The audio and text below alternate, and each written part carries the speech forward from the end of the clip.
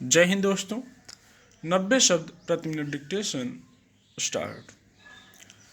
लोकतंत्र की ताकत यही है कि इसमें नेताओं से लेकर नागरिकों तक को विचार और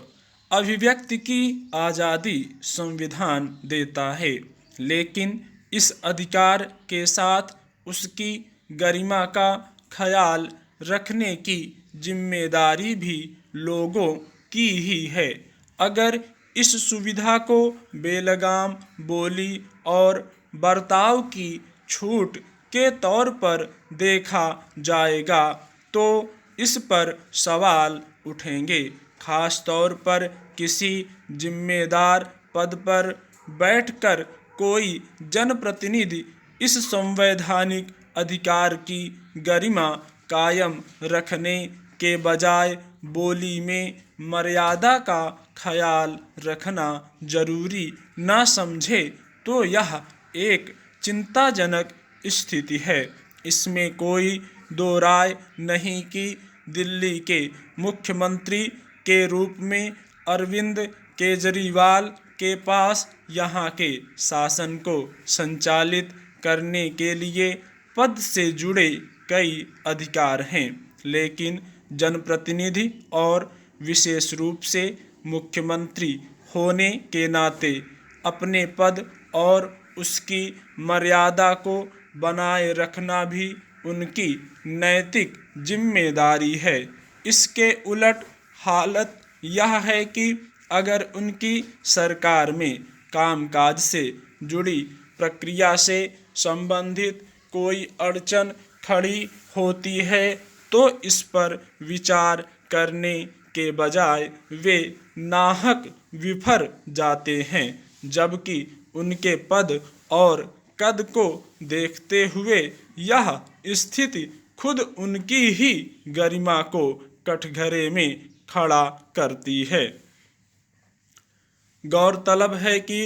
सरकारी कामकाज में उपराज्यपाल की ओर से कथित हस्तक्षेप के आरोप के साथ अरविंद केजरीवाल न सिर्फ उनके कार्यालय तक निकाले गए जुलूस में खुद शामिल हुए, बल्कि इससे बाद उन्होंने कुछ ऐसी भाषा में बात की जिसे मर्यादा के अनुकूल नहीं कहा जा सकता।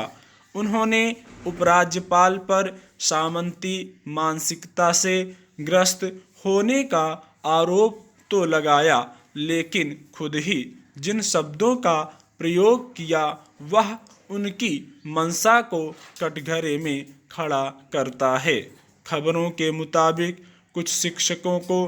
प्रशिक्षण के लिए विदेश भेजने के फैसले से उपराज्यपाल की असहमति के बाद विधानसभा में केजरीवाल ने कहा कि कौन हैं यलजी, कहाँ से आए, वे हमारे सिर पर सवार हैं, बेगानी शादी में अब्दुल्ला की तरह। सवाल है कि वे जिस पद पर हैं और उससे जिस तरह की जवाबदेही जुड़ी है, क्या ऐसी भाषा में बात करना उनके लिए उचित है? अगर सरकारी कामकाज में उपराज्यपाल की आपत्ति में नियम कायदे से संबंधित कोई गड़बड़ी है तो इसके समाधान के लिए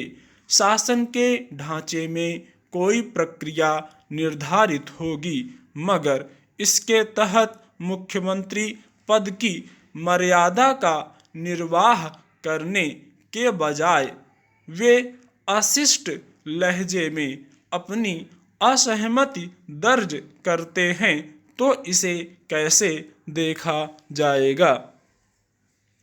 सही है कि दिल्ली के मतदाताओं ने उन्हें चुनकर भेजा है, लेकिन तथ्य यह भी है कि जनता ने उनके पद के साथ संवैधानिक व्यवस्था के तहत कुछ जवाबदेही निभाने के लिए भी चुना है, जिसमें लोकतंत्र की गरिमा और मर्यादा कायम रखना सबसे ऊपर है। दिल्ली के शासन प्रशासन और सरकार के ढांचे में उपराज्यपाल पद की